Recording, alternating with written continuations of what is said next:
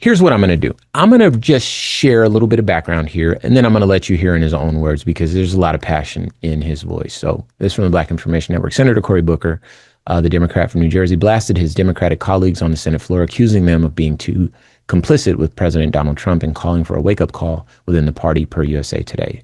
Booker's comments came on Tuesday, July 29th, as Senator Catherine Cortez Masto, the Democrat from Nevada, attempted to fast-track a bipartisan package of bills that would increase funding and resources of police departments. Booker blocked the effort and proposed an amendment requiring public safety grants to be allocated without political bias.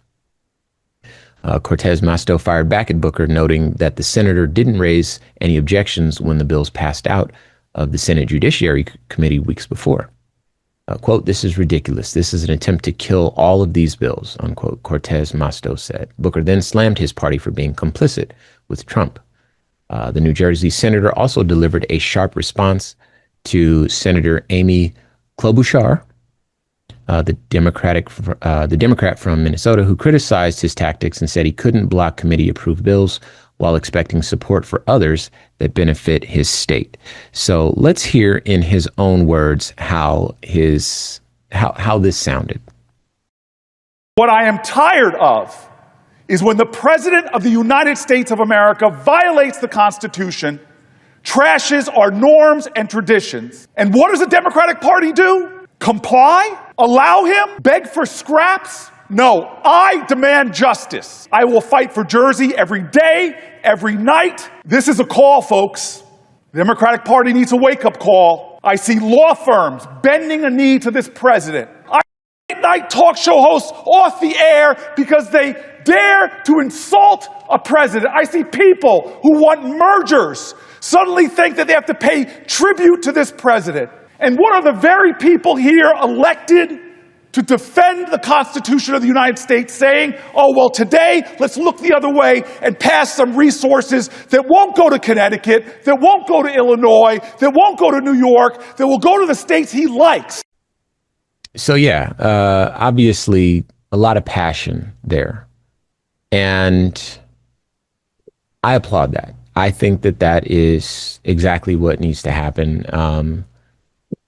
There has been a change. We all know this. There's been a change in the state of play. There's been a change in the rules and the norms and so forth. And, you know, there's a point where compassion and caution devolves into cowardice. And there's a point when fighting fire, you have to fight it with fire. You know what I mean? You would think it makes sense to fight it with water. You know what I mean? But, you know, we're seeing that the old way doesn't work anymore. And for people to be fired up, for people to push back on this new norm and say the only way that we can attack this is by matching that energy, and people choosing to step up and match that energy. Not to be complicit, as Cory Booker is trying to, you know, encourage his fellow Democrats. I think that that's kind of what the order of the day is. He's been in a few, you know, more national moments lately. He's not the only one, of course. We famously saw, you know, Justin in Tennessee was trying to make his way into a room that was in his district, about his district, of the people that he represented. And, you know, he had it filmed and everything like that. So we see the injustice, right, on full display. And these people won't say it's because you're black. These people won't say it's because you're a Democrat. These people won't say any of that sort of stuff. They have some other way of explaining why things don't come together. But of course, it's on full display. Okay, so all these people can go in, but I can't. And the reason for it is because, you know, I'm not on this list or whatever, you know. So because they're playing the game like that, it requires a different approach, a different strategy. And I'll say that it requires some passion, some energy. And I see Cory Booker definitely bringing that energy to these moments that, you know, we've discussed in the past, you know, several months. Of course, you have to weigh in here, Q, because you're the one that brought this to my attention. What say ye? It kind of feels good to see someone angry. It kind of feels good to hear someone upset. Mm-hmm. It kind of feels good to hear someone yelling at everyone else about pretending like what we're dealing with is normal. Like, this is a very unnormal state that we're in. And everyone pretending that this dystopian nightmare that we're living every day is normal has to be, as we've called out before, practicing some form of hypernormalization, just going on about their day every day. I'm overwhelmed by what our country has become in this very short amount of time. I'm overwhelmed at what our new norm and our new reality is.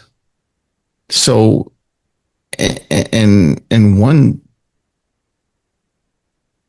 side of my mind, I exhale with relief that someone else was angry and willing to call out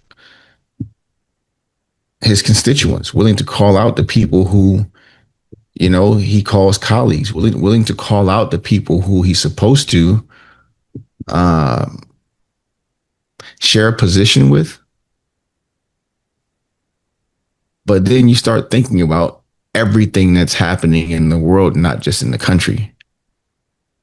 And the positions that some of the people in the party, including himself, have taken with regards to one of the reasons you and I think played a role in people not showing up to vote. Israel and Palestine. And I said that intentionally, not about the outcome of the election, because I really think that was rigged and stolen and manipulated. But the millions of people that didn't vote, I think that was real. And we both think that had a lot to do with what's going on in Gaza. Yeah. And unfortunately, he does not stand opposed to the president on that topic, the current or former president, and continuing to pretend that what's happening over there is normal is even crazier than pretending that what's happening here is normal. Because we are watching an inhumane, evil genocide happening in real time. And the whole world is watching and doing nothing, partly because the most powerful military in the history of Earth and the government looking over that military is complicit. And this very senator on the floor, enraged as he should be, might have gotten the most support from the PAC. AIPAC? That supports what's going on over there. Close to $1 million, I think. Wow. So it's hard to have a moral high ground when that's the position that you hold. So I agree with much of what he said, and I'm glad he said it. But I have to admit, I was a bit conflicted when I wanted to celebrate